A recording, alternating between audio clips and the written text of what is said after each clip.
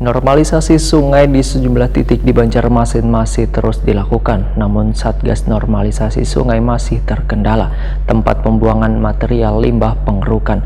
Lantaran pembuangan material limbah pengerukan kada diperbolehkan dibuang di tempat pembuangan akhir. Pemirsa, berikut Habarnang selengkapnya. Normalisasi sungai di sejumlah titik di Banjarmasin masih terus dilakukan. Namun, Satgas Normalisasi Sungai masih terkendala tempat pembuangan material limbah pengerukan.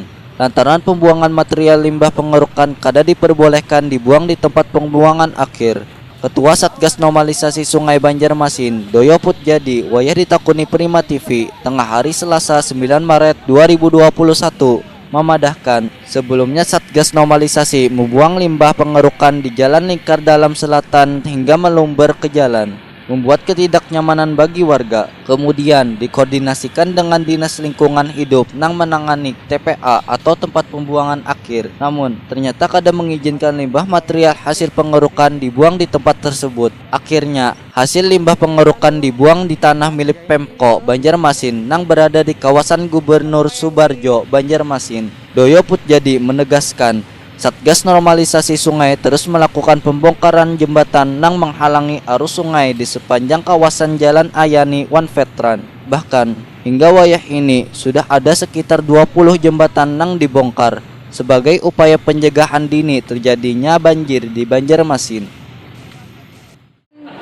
Saat ini dibuangnya kemana Pak setelah dikeruk Pak? Sudah, jadi gini, memang kendala di pemerintah kota ini tidak punya tempat buangan pengelolaan sungai. Kita sudah komunikasi dengan TPA, ternyata TPA juga bukan untuk tempat buangan sungai. Maka kita melakukan buangan-buangan di tempat-tempat yang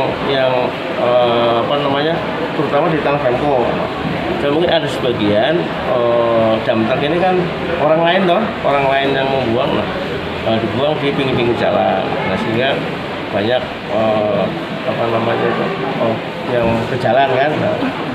Ketika ada hujan, yang pertama sudah kita panggil semua, kemudian sudah kita briefing, untuk tidak lagi membuang di tempat-tempat yang kemungkinan akan menyebabkan kerawanan atau gangguan kepada aktivitas yang lainnya.